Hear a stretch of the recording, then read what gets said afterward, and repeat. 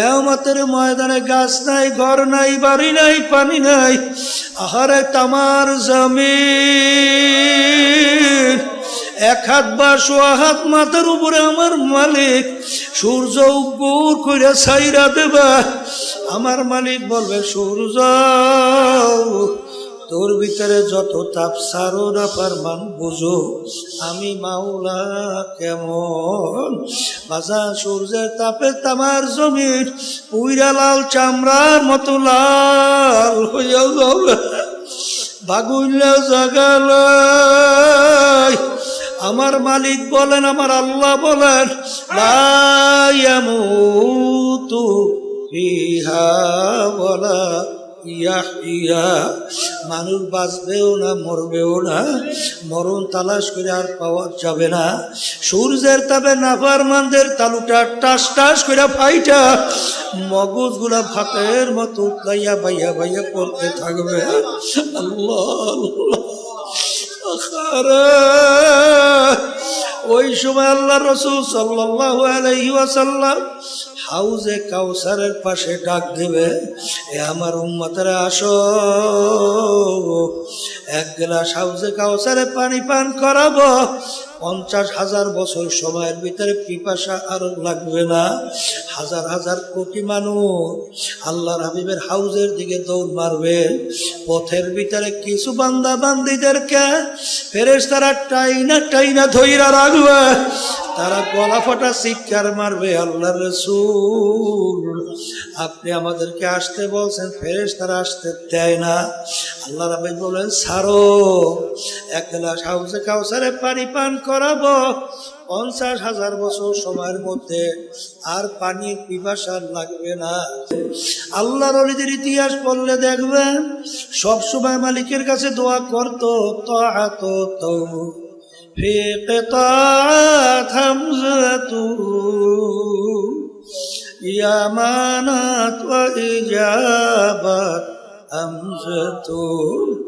এ আমার দয়ার মালিক, তুমি যদি আমার দয়ার নজরে, রহমতের নজরে না তাকাও, মালিক আমার কোনো উপায় নাই।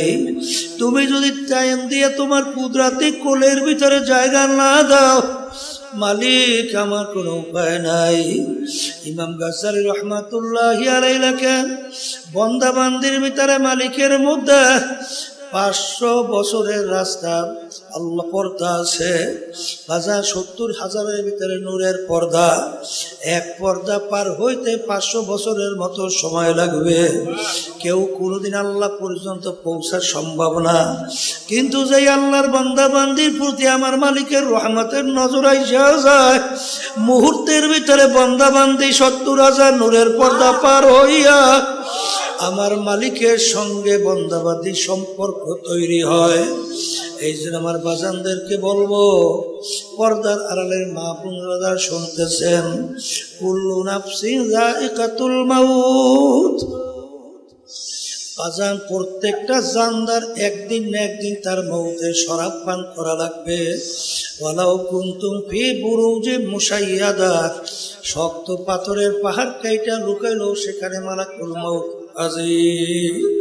মরণ যেহেতু লাগবে বাজান, মামলা কিন্তু দুইটা, একটা হলো আখিরাতের মামলা, আর একটা হলো দুনিয়ার মামলা।